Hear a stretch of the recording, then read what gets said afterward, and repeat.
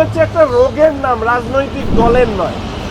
2011 সালে ক্ষমতায় আসার পরে তৃণমূল হচ্ছে একটি রোগের নাম। সমাজসেবাটা আসলে যে তোলাবাজি সেটা স্বীকার করতে কাদের অসুবিধা আছে আমি জানি না। প্রশ্নচিহ্নের মুখে দাঁড় করাচ্ছে যে নৌসাদের সকালে এবং বিকালের কথার মধ্যে যে পার্থক্য তৈরি হচ্ছে, ফলে তিনি আসলে বিরোধী দলে বিরোধী বেঞ্চে বসতে চান না সরকারি বেঞ্চে গিয়ে বসতে চান, সেটা নৌসাদকেই ঠিক করতে হবে। যে ছাত্রছাত্রীরা তাদের মেধাকে দেশ বিরোধী কাজে ব্যবহার করে, দেশকে টুকরো টুকরো গ্যাংয়ের সাথে যুক্ত করে দেশকে ভাঙাবার চেষ্টা করে, তাদেরকে কোনো অবস্থাতেই ক্ষমা করা যায় না। এবং তৃণমূলের সাথে যারা যুক্ত তারা প্রত্যেকে এক একটা রোগাক্রান্ত জীবাণু। যতখানি উচ্চতা তার ততখানি উচ্চতায় থাকা উচিত, না হলে পরবর্তীকালে ভূপতিত হওয়ার সম্ভাবনা রয়েছে। নৌসাদ বিশ্বাসঘাতক কি ঘাতক না সেটা বিচার করবার দায় আমার। যে বিধানসভায় ওই মন্দির মূর্তি নিয়ে যখন আলোচনার প্রস্তাব চাওয়া হয়, সেখানে স্পিকার অনুমতি না দেওয়ায় আপনারা ওয়াকআউট করেন। ঠিক একই ধরনের ঘটনা ঘটল রাজ্যসভায়। সেখানে তৃণমূলের পক্ষ থেকে এপিক নিয়ে বিতর্কের আলোচনা যখন চাওয়া হয় তখন সেই আলোচনার অনুমতি দেওয়া হয়নি, তারাও কিন্তু একইভাবে ওয়াকআউট করে বেরিয়ে আসে রাজ্যসভা থেকে। এই যে দু জায়গায় ঘটনা দুটো আলাদা, দুটো ইস্যু আলাদা, কিন্তু এই যে বলতে না দেওয়ার পরম্পরা এবং বয়কট করে চলে আসে, এটা কীভাবে দেখছেন? দেখুন, চাল এবং চালতা দুটোতেই চ আর ল আছে বলে দুটো জিনিসই এক।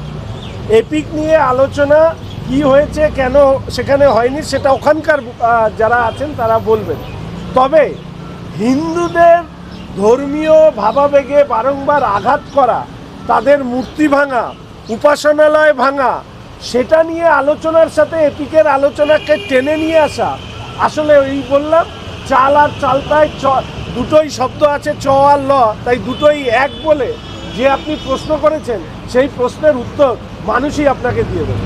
আবাসের ঘর পাইয়ে দেওয়া নিয়ে দেখা যাচ্ছে মাধ্যমিক পরীক্ষার্থীদের ধর্ষণের অভিযোগ সামনে আসছে। নারায়ণগড়ে তৃণমূল কংগ্রেসের পার্টি অফিসের মধ্যে ধর্ষণের অভিযোগ। আবার দেখা যাচ্ছে আলিপুরদুয়ারের গ্রাউন্ড সুগার সমেত তৃণমূলের অঞ্চল সভাপতি গ্রেপ্তার।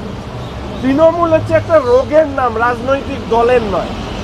2011 সালে ক্ষমতায় আসার পরে তৃণমূল হচ্ছে একটি রোগের নাম। সেই রোগ সারা পশ্চিমবঙ্গে ছড়িয়ে পড়েছে এবং তৃণমূলের সাথে যারা যুক্ত তারা প্রত্যেকে এক একটা রোগাক্রান্ত জীবাণু।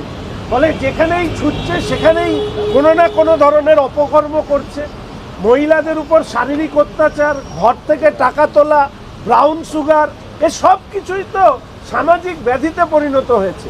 ফলে তৃণমূল নামক এই রোগ সৃষ্টিকারী জীবাণুকে অবিলম্বে যদি প্রতিষেধক না দেওয়া যায় তাহলে এই রাজ্যে এই রোগের আরও প্রাদুর্ভাব ঘটবে।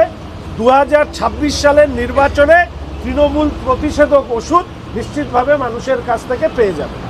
একটা বিষয় যে যাদবপুরে যে ঘটনা ঘটছে, প্রচুর ইসলামিক বিভিন্ন বিষয়গুলো যে সামনে আনা হচ্ছে দেখা যাচ্ছে, তার কারণ একটা গ্রাফিতি দেখা যাচ্ছে যেখানে বলছে বাবরি আবার পুনর্গঠন করতে হবে। তাহলে রাম মন্দিরকে ভেঙে বাবরি গঠন, এটা কি আইএসআই বা এদের এরকম কার্যকলাপ? দেখুন, আগেও আমি একটি কথা বারবার করে বলেছি, দেশের প্রিমিয়াম ইনস্টিটিউটদের মধ্যে যাদবপুর অবশ্যই অন্যতম।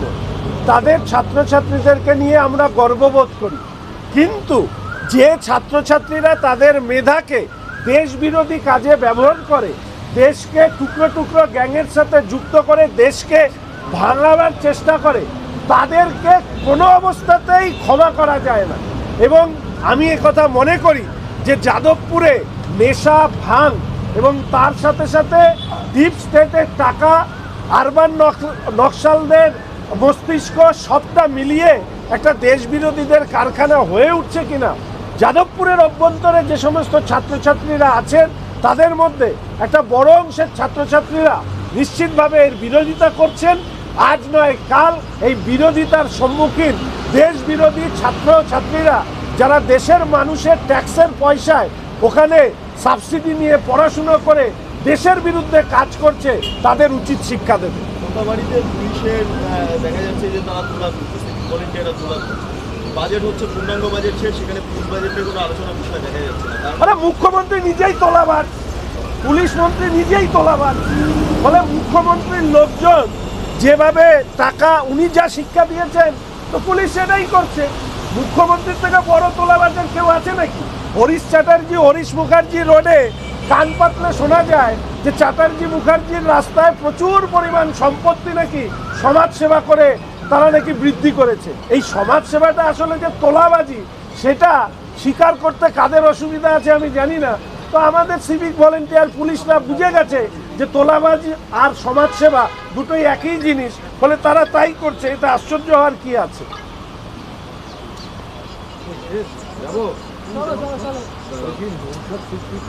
বিরোধী দলের থেকে সময় দেওয়া, এখন তো অন্য কিছু ভাবে হচ্ছে।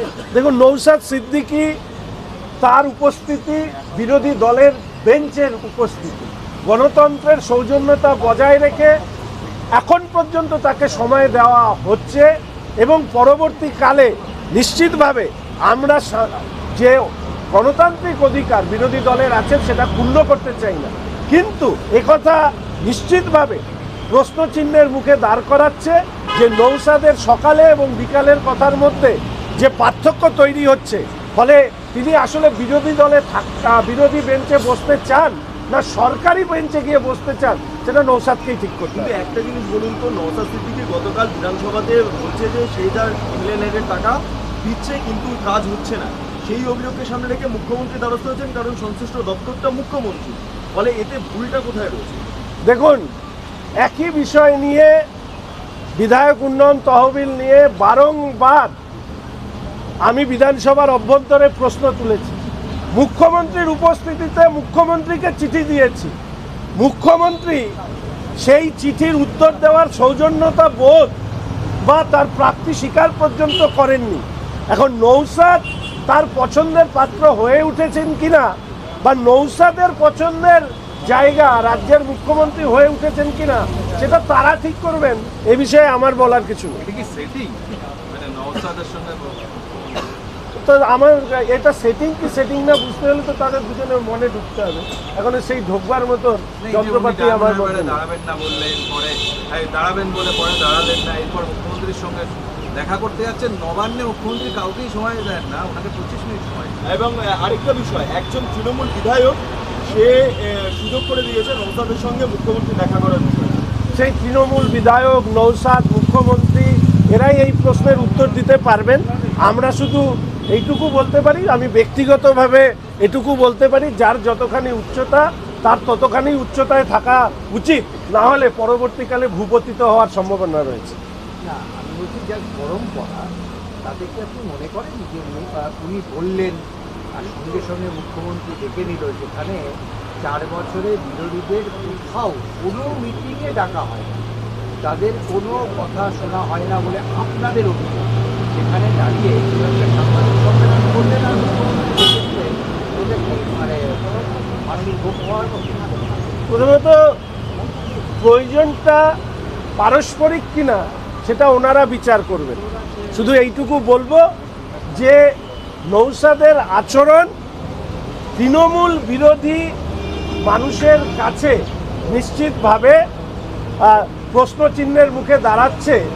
তার কারণ রাজ্য জুড়ে যখন তৃণমূল কংগ্রেস তার বিরুদ্ধে মানুষের ক্ষোভ বাড়ছে, তখন তার এই ভূমিকা তৃণমূল বিরোধী নৌসাদ বা তৃণমূলের বিরোধিতা করা একজন বিধায়কের তার পরিবর্তনের কোনো ইঙ্গিত কিনা সেটা সময় বলবে। তাহলে কি নওশাদ বিশ্বাসঘাতক? নৌসাদ বিশ্বাসঘাতক কি ঘাতক না সেটা বিচার করবার দায় আমার, সেটা মানুষ বিচার করবে।